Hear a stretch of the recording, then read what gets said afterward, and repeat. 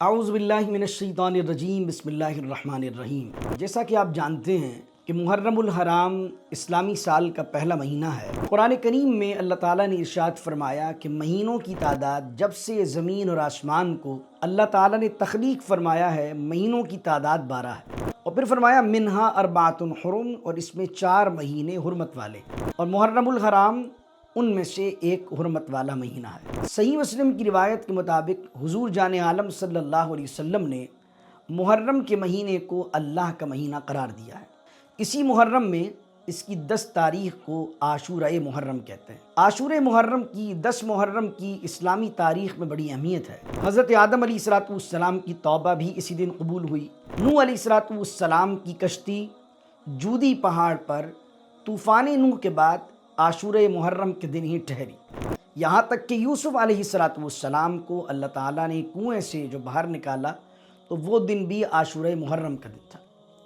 جناب حضرت یونس علیہ السلام لا الہ الا انت سبحانک انی کنت من الظالمین کی تسبیح کی برکت سے مچھلی کے پیٹ سے باہر آئے تو وہ بھی عاشورہ محرم کا دن تھا۔ موسیٰ علیہ السلام کو اللہ تعالیٰ نے فرعون سے نجات دی، دریا میں ان کے لیے راستہ بنا دیا، اور بنی اسرائیل کو بھی ان کے ساتھ ان کی معیت کے اندر نجات دی، تو وہ دن بھی عاشورہ محرم کا دن تھا۔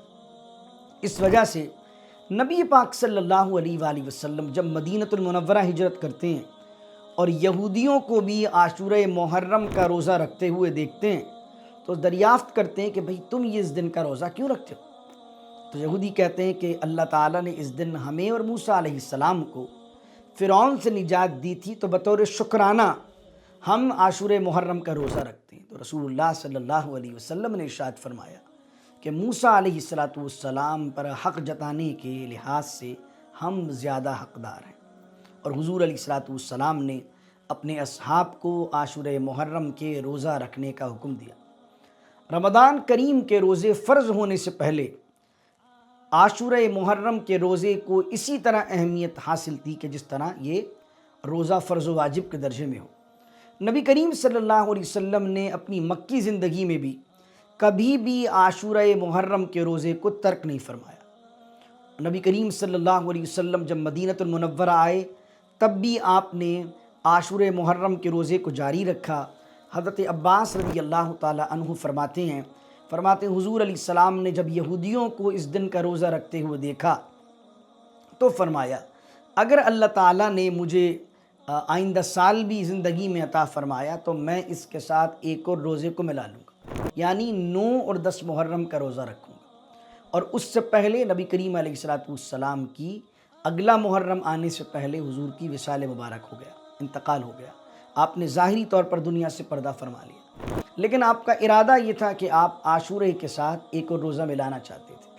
اس لیے علماء نے لکھا کہ سنت یہ ہے کہ بندہ 10 محرم کے ساتھ ایک روزہ ملا لے، یا تو 9-10 محرم یا 10-11 محرم کا روزہ رکھے، اور اگر کوئی کسی مجبوری یا بیماری یا کسی مشکل کے سبب نہیں رکھ سکتا تو ایٹ لیسٹ عاشورہ محرم کا روزہ رکھے، کہ نبی کریم علیہ السلام نے فرمایا جو عاشورہ محرم کا روزہ رکھے تو مجھے اللہ کی ذات سے امید ہے کہ عاشورہ محرم کا ایک روزہ پچھلے 1 سال کے گناہوں کا کفارہ بن جاتا ہے۔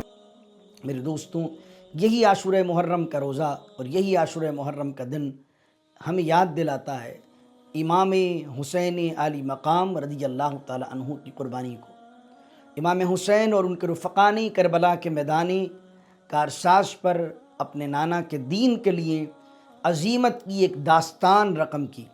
ادیب رائے پوری نے لکھا کہ آل نبی کا کام تھا، آل نبی ہی کر گئے، کوئی نہ لکھ سکا ادیب ایسی کتاب ریت پر۔ امام حسین علی مقام نے صبر کا، عزیمت کا، انصاف کے لیے کھڑے ہونے کا اور ظلم کے خلاف آواز بلند کرنے کا آپ نے ایک عظیم پیغام امت کو دیا۔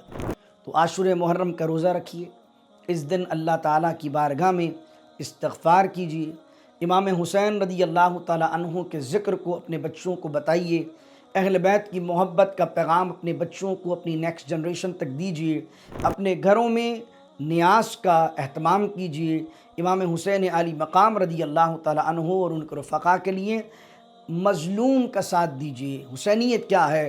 مظلوم کے لیے کھڑا ہونا، مظلوم کے حق کے لیے بات کرنا، یہ حسینیت ہے۔